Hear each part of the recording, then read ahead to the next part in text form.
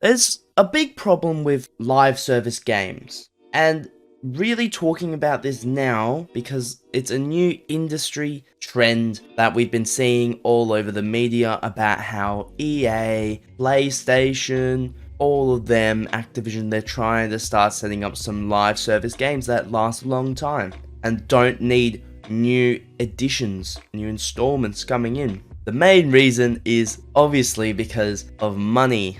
And if they can keep you in one game, they don't have to spend time developing new games, which will save them lots of money in pre-production and production.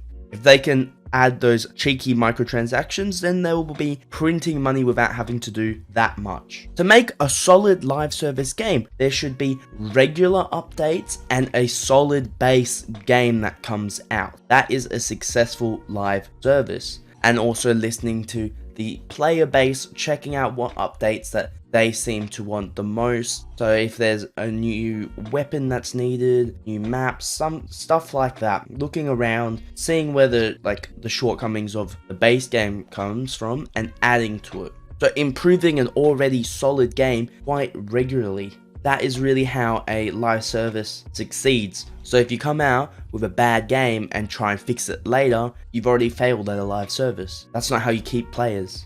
Let's talk about these recent live service games that we've been seeing a lot and all their failings. I mean, the game isn't actually coming out fully polished, so that's already failed how a live service game should be. It hasn't even come out fully out. Not even out. It's basically an alpha game, early access that's just come out early and been like, yeah, we'll fix it later. Which is really great to see because we've already discussed that it needs to come out with a solid game. Keep the fan base by having a solid game. That's why we're seeing with Battlefield 2042 taking 6 months to get its first season because they've just been spending the whole time updating and it's dropping below 1,000 players. Or Cyberpunk taking over a year to fix their crappy optimized game and their DLC isn't even out yet. Or what about Halo? Not even putting in core game modes like Forge and the co-op campaign and promising that later for a live service game. It's not how that works. You give a solid game that is worth $70 and then you add stuff to that to keep people buying microtransactions. But these publishers are so greedy and can't wait that they just slam the title live service game. But it's not a live service game. It's basically them just giving updates what they should have done before. So if you see a game that's claimed live service that's coming out, it launches that has a bunch of bugs, it is not a live service game. It was meant to release 6 months or a year later, but they just released it now and said, oh yeah, we will be updating it because it's a live service, ever evolving, you know? But that is just jack shit. Do not believe that. It's a lie, and it's just their way of getting the money first, fixing the game later. That's what happened with Cyberpunk, Battlefield. I'm not really going to talk too much about Halo, but they've really made some shortcomings there. It's just a cash grab, and it's a way to scam the audience, basically. But let's look at some successes, like Fortnite's way of doing it. And I know, cringe, Fortnite, I don't play the game, but it's still very popular. And I heard a lot of people like that new mode that had no building. It really comes down to how irregular the updates are. When I was playing Fortnite, I'm not 100% what it is right now. When I was playing the weekly update, there was a weekly update, a map, a gun, you know, different, not a map, a new segment to area, a gun, new things every single week. That is how you keep a player base. It is not making an update every 6 months with a gun, a map, so on. That's not how you keep a player base. If you go every single week, you're going to bring in a new item, then there will be lots of people coming back every single week to try it out. So I don't understand these mega corporations' new look in live service gaming of, or we'll release a new season. You should have a new season and updates every single week.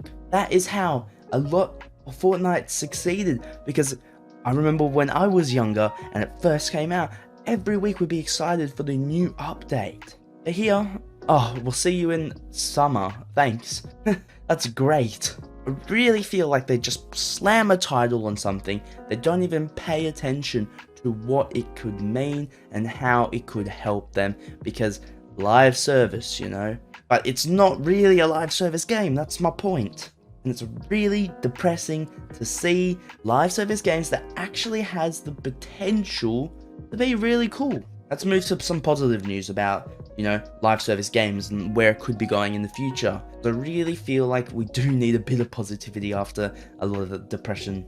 Although we've had all these negative games that have come out and that are really crap, for fans of a series that don't get many games, like for example Lord of the Rings, Harry Potter, even a proper Star Wars game, having a live service can mean it's not just a repetitive game that you'll have to play forever if you want to be in a certain world. These games are expensive to make, let's not lie.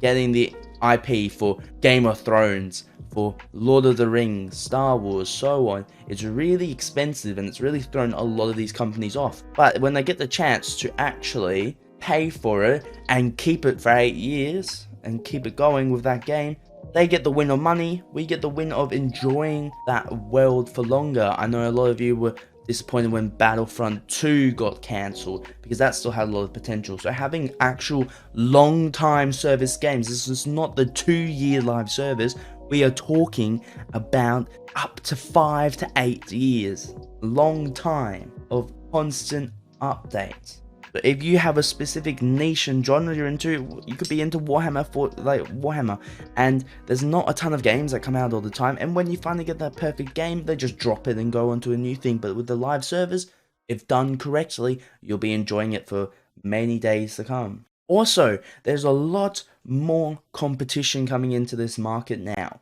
We have PlayStation that's basically just throwing out the door saying, yes, we believe live service games are the future. That is a whole new publishing company coming in. EA is already basically fully committed to live service games, as they thought there's no money that comes in from single player ones. You have Ubisoft, who started it. That's another great example of a live service game, Rainbow Six Siege. There's a lot of competition coming in. And when companies have to fight for your hours, there's going to be more polishing and better offerings to players. But we can't just buy the game straight away, because the live service title is at the moment not used to provide you a service. It is used to get you to purchase the game, because you go, oh, I'm gonna have value for so long. Nope, it's a lie. They do the bare minimum of what it says in the fine lines. Just think about that before you purchase a game that says live servers. Actually look into it. Do they have credibility? Don't buy it straight away, because we saw this with Battlefield 2042. I can't even find a game that doesn't have more than 4 players. And yeah, personally, I spend around $300 on Battlefield, like $250 on Battlefield, because I got it on a few consoles to make videos for it, and then look what's happened. So jumping the gun is not fun. I'm sure a lot of you also jump the gun with games because it's just hype. I want to have the game now, and I absolutely understand that feeling. I personally have that feeling too. A lot of the time I want the game straight away, and yeah, click buy, and it does get a bit like, don't do it. We're really going to have to be careful now with these new games that are coming out, because it's either going to be a scam or a success, and it's hard to tell. The only real way of winning here is patience and waiting for credible sources to come out. We saw with Gran Turismo, they didn't even change the currency making scheme until after reviews were out, so you can't trust normal reviews. You have to wait for the average player to get access to it. It's just incredible what levels we've gotten to these days. Live service games are a huge problem right now, and I'm hoping that they get fixed in the ladder, because there's a lot of potential for them. Let me know what you guys think about live service games. I'll see you guys next time. Peace.